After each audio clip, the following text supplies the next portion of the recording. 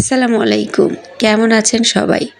শুরুতেই আমি আপনাদেরকে অসংখ্য ধন্যবাদ জানাই আমার চ্যানেলের সাথে থাকার জন্য। আজকে বেগুন আলু দিয়ে কই মাছ সাথে কিছু শিং মাছ ছিল মিক্সড করে এটা আমি একটা রেসিপি তৈরি করেছি। প্রথমে আপনারা দেখতে পাচ্ছেন যে হলুদ, মরিচ আর সয়াবিন তেল দিয়ে আমি এগুলো ভালো করে মিক্স করে নিলাম, লবণও দিয়েছি। মিক্স করে আমি কিন্তু এটা ঢেকে রেখে দিয়েছি যাতে সবগুলো মশলা ভালোভাবে মাছের সাথে মিক্সড হয়ে যায়।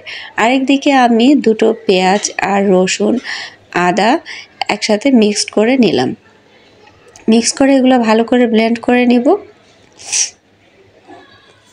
শুরুতে যেটা বলছিলাম, আপনাদেরকে অসংখ্য ধন্যবাদ দেই যে আপনারা আমার চ্যানেলের সাথে আছেন। এজন্য ধীরে ধীরে আমার পরিবারটা কিন্তু বড় হচ্ছে, আর এটার জন্য আপনারাই প্রাপ্তি।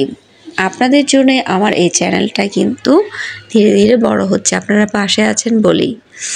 আরেকটা জানে আমি মশলা বেটে নিব। এখানে আমি জিরা নিয়েছি, ধনিয়া নিয়েছি আর মৌরি নিয়েছি আর একটু কালো জিরা নিয়েছি। নিয়ে এগুলো ভালো করে আমি মশলা গুঁড়ো করে নিচ্ছি। আসলে ব্লেন্ডার হওয়াতে খুবই সুবিধা হয়েছে, নিমিষেই কিন্তু মশলাগুলো গুঁড়ো হয়ে যাচ্ছে। এই যে আমি এভাবে ঝাঁকিয়ে নিলাম, মশলার গুঁড়োগুলো কেমন যেন নিচে লেগে থাকে। ফ্রাই প্যানে তেল দিয়ে দিলাম। এখন আমি মাছগুলো ভেজে নিব।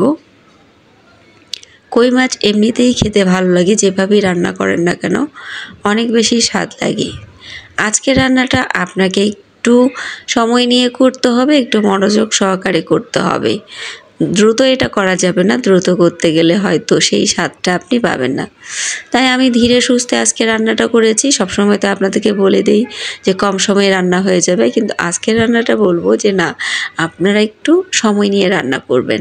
আমি আলুটা একটু ছেলে নিলাম, তারপর পেঁয়াজটা মাথাটা কেটে নিলাম, বেগুনটা।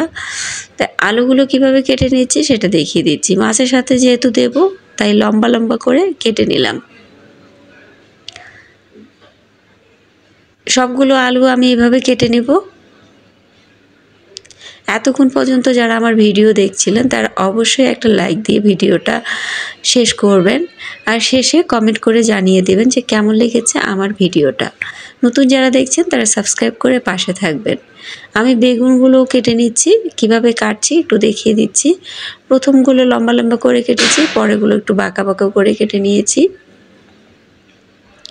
ফেসবুক থেকে যারা আমার ভিডিওটা দেখছেন তারা একটু ফলো দিয়ে রাখবেন, ফলো দিয়ে আমার পাশে থাকবেন, আর লাইক কমেন্ট শেয়ার করবেন।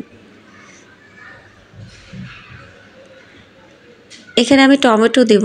টমেটো 4টা নিয়েছি, টমেটোগুলো কুচি করে কেটে নিলাম। যেখানে মাছ আমি ভেজে নিয়েছিলাম সেই তেলেই কিন্তু আমি রান্নাটা করছি, আর একটু তেল দিলাম। এখন ব্লেন্ড করে রাখা পেঁয়াজ রসুন সেটা দিয়ে দিলাম, সাথে টমেটোও দিয়ে দিলাম। চাইলে আমি টমেটোটা ব্লেন্ড করে নিতে পারতাম, কিন্তু না, ব্লেন্ড করলে একটু বেশি ব্লেন্ড হয়ে যায়, সেটা ভালো লাগে না। টমেটোটা এইভাবে থাকলে একটু ভালো লাগে। এখন হলুদ গুঁড়া আর মরিচ গুঁড়া 1/2 চামচ করে দিয়ে দিলাম, লবণ দিয়ে দিলাম, দিয়ে ভালো করে মিক্স করে আমি কিন্তু এটা একটু সিদ্ধ হওয়ার জন্য ঢেকে দিলাম। এটা সিদ্ধ হয়ে গিয়েছে। টমেটোটা গলতে কিন্তু বেশি সময় লাগে না। আমি এই খুন্তিটার সাহায্যে এইভাবে ভালো করে মিক্সড করে নিচ্ছি। আমার এটা যখন একেবারে শুকিয়ে আসবে, মানে এরকম মিক্সড হয়ে যাবে, তখন আমি এটা কিন্তু তুলে রাখবো। একটা বাটিতে আমি তুলে রাখছি। ফ্রাই প্যানটা ধুয়ে নিয়েছি, আবার ফ্রাই প্যান বসিয়ে দিয়ে একটু তেল দিয়েছি। এখন আলুগুলো দিয়ে আমি আলুগুলো একটু ভেজে নিচ্ছি। আলুগুলো একটু 10 মিনিট ভাজলে ভালো হয়। আপনাদের হাতে কম সময় থাকলে আরও কম সময় নিয়ে ভাজতে পারেন। এরপর আমি বেগুনটা দিলাম, বেগুনটাও ভেজে নিব।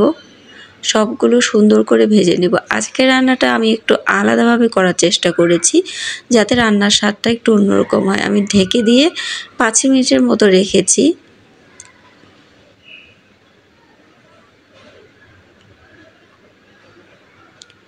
এবার আমি যেটা রেখেছিলাম ভুনাটা, পেঁয়াজ যেটা ভুনা করে রেখেছিলাম সেটা ঢেলে দিলাম।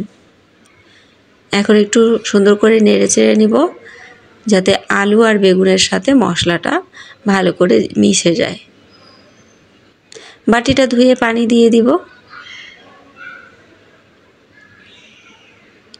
এইভাবে যদি আপনি একটু কষিয়ে সুন্দর করে রান্না করেন তাহলে কিন্তু আপনার রান্নার স্বাদটা অন্যরকম হবে। অনেকেই বেগুন খেতে চায় না, বেগুনটা যদি এইভাবে রান্না করেন তাহলে সে কিন্তু চেটেপুটে খেয়ে নেবে।